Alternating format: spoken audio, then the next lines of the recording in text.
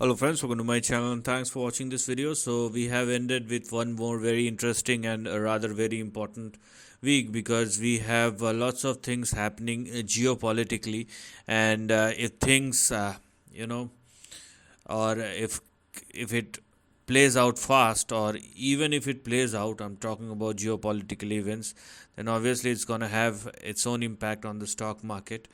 But as of now, the close and most importantly the Friday was indeed good, and you can clearly see all the major indices closed in green, and that's the bottom line. So let us see what is happening. I mean, you may have all these reasons, you may call it geopolitics, you may call it economic data, but at the end of the day, prices or the index closed in green, and neither you nor I can deny it. Okay, so let us see what has happened in the last 1 week, because we have seen a volatile week as far as the last week close are concerned, and now all the three major index closed in green. So let us see whether it has any change as far as the near term price action is concerned, or does the market still, I would say, trade in a range, or is it still volatile even after such a big move, or even after green moves or green days in the market. So let's start analyzing the chart. The first chart will obviously be the chart of Dow Jones, and Dow Jones, it rather consolidates. So if you're looking at the current price action or trend of Dow Jones, what we have seen, you can clearly see that from the highs it has fallen a bit, and then it started consolidating. So for Dow Jones, we cannot call it this as a correction, we rather call this as a range bound per price performance. So we have a very specific range, so there is no point, you may call this as a positive, or somebody may still call this as a negative, but there is no point calling this as a negative or positive trend. Just one thing which is very clear, and that is a range bound price formation or range bound price movement, where we have 41,970 and 41,870 as far as the support and stop loss. So don't go below these two levels, otherwise downside will start again. Similarly, we have 42,650, which is our target or resistance. That's it. It will all depend upon the expansion in Dow Jones, whether it will turn positive or negative. So wait for the expansion to happen, and generally do not try to play this kind of range unless you are a professional. Okay, now let's talk about the Nasdaq, because it's been or it's always been a volatile, event, a volatile. You can clearly see this trend, but even after all the volatility, Nasdaq and its current close is very, I would say, enthusiastic, because it has closed above its previous resistance level. So going forward, if Nasdaq continue to trade and sustain at or above these two lines, which are your support and stop loss, so we have our support at 18,034 and stop loss at 17,790. So please do not go below 17,790, otherwise downside will start again. So if Nasdaq continue to trade and sustain above 17,790, and most importantly above 18,034, then the range which is currently active may push Dow Jones towards its previous highs, and in the near term for the next 1 week, we have our price target which may push Nasdaq in between 18,336 and 18,650, and this is something which we're gonna look at moving forward. Right now, let's look at S&P 500, the most balanced one, and obviously when everything is positive, so does S&P 500, but you can clearly see this looks like a range. Okay, it follows or it looks more in line with Dow Jones instead of Nasdaq. So what do we have over here? We have this particular line which is our resistance line, and this line which is our support line. So now you can clearly see your support at 5681, and we have our stop loss at 5672. So do not go below 5672, otherwise downside will start again. and because S&P 500 is sustaining above 5681, that's why the target which is currently active may push S&P 500 towards 5773. That's it. Now, one thing is very clear: out of this three index, only Nasdaq looks positive because it is still yet to retest its previous high. As far as Nasdaq, Dow Jones, and S&P 500 is concerned, I would rather say that they are in a neutral position.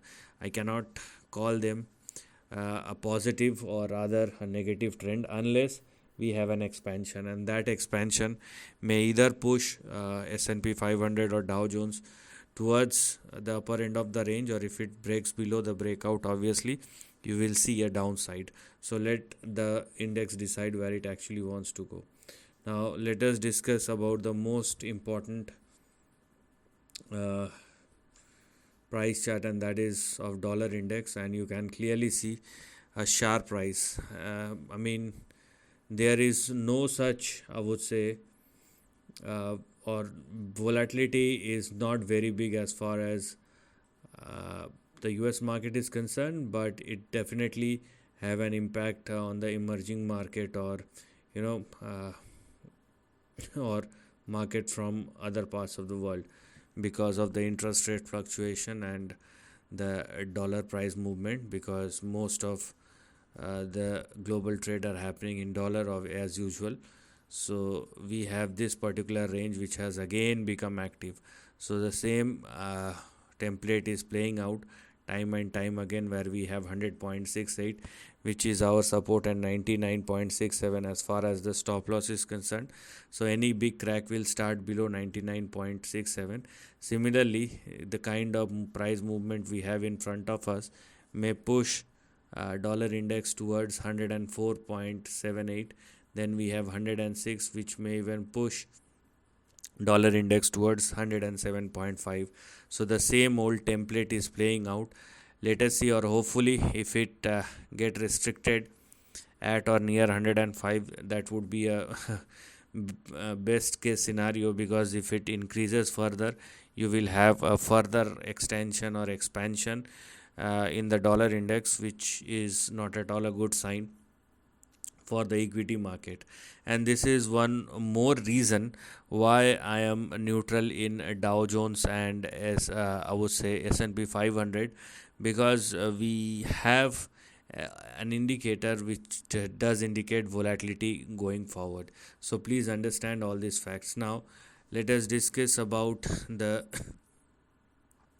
crude futures. It is another indicator, and you can clearly see, if I zoom this chart, you can clearly see, I mean, it is not much, but obviously in terms of percentage we are talking about a commodity, and it will definitely have a big impact. So from the lows it has already moved like 9 and or 9 quarter 9.14 9.15 dollars, and I mean in terms of percentage it is more than 14%. So 14% move because of the geopolitical tension is obviously a sign of worry. So the range remain intact, but because it started moving higher from after testing the support, so this is indeed a sign of worry which one should look at. So we have 68 which is our support, and we have 64 on the downside as far as the stop loss is concerned. Now with the kind of price move we have in front of us, and we are talking about WTI crude futures, so with the kind of price move we have in front of us, if crude oil futures continue to trade and sustain above 68, but most importantly above 73, then the next two targets may push WTI crude oil futures towards or in between 83 and 88. So all these things are very important indicators, and they are suggesting that volatility still persists in the market, and that's what you need to look at. It does not matter, I mean, Nasdaq it looking fine and Dow Jones is trading in between the range, but the underlying I would say current is not very strong. Now let's talk about the gold as well. It's consolidating. That's a very good sign, I would say, because if even after all the volatility and dollar index moving higher, and the gold is fine, it is literally fine. So I mean, it has no sign of worry or no cause of concern as far as the price chart of gold. But yes, it started consolidating. So let's talk about the consolidation then. So here we are. This is the range in between which the price chart of gold future consolidates. So what do we have in front of us? We have this particular line which is our support and stop loss. So don't go below that. And we have our resistance on the upside, which is this line.